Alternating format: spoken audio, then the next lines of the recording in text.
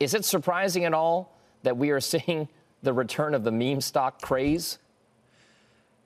A bit. Good morning, Dom. How are you?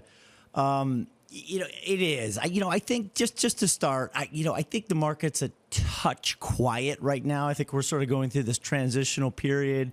I hate to say maybe some college kids are kind of winding down in class. No, I don't think it's a return. It's a much different market dynamic with the stock itself. It's a different economy where we are. And Roaring Kitty, he put up a couple pictures of a guy engaged. I mean, what's he looking at? 4-decade high inflation, maybe NASDAQ breaking new highs. Like, I don't want to get too far ahead of ourselves here. What were the lessons that we learned in the wake of the meme stock frenzy back in 2020 and 2021? It was the pandemic. Stimulus checks were abounding. People were opening up Robinhood accounts and other brokerage accounts like crazy. People were surging in options trading. All of this stuff was part of the backdrop for the original meme stock craze. We're not there, you say, but what have we learned about that makes this time different? Yeah.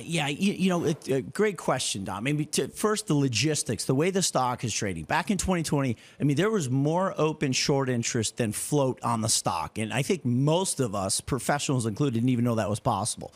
Right. So there was the short interest was 250 million back then, and there was 275% of that float.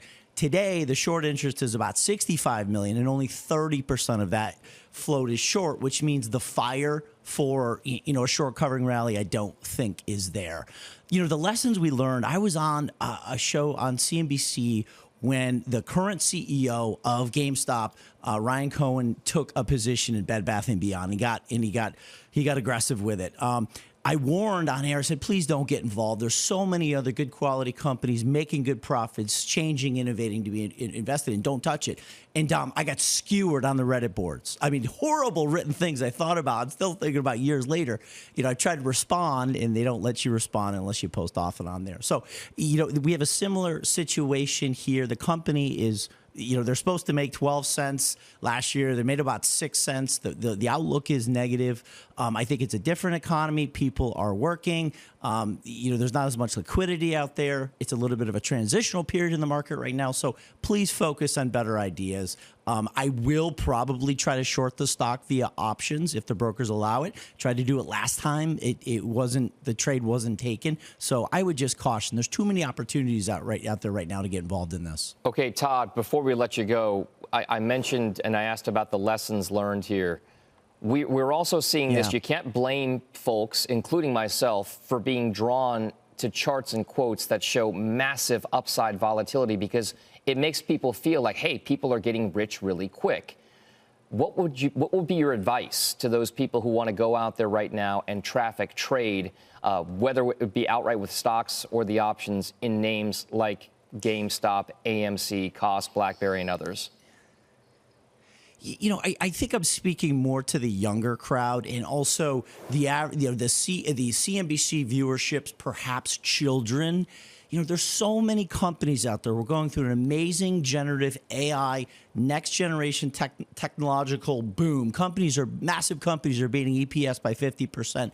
Don't try to buy the cheap, weak stocks that, a message board, and I have a ton of respect for Reddit. I know I'm setting myself up for pain here, are going after. There's better ways. There's more disciplined ways to make good money if you can effectively deploy your capital. There's just too much going on in this market right now to buy companies that are losing money and are firing employees and closing stores. Really encouraged to get everyone involved, the kids and people who are involved in this to there's better companies out there to trade.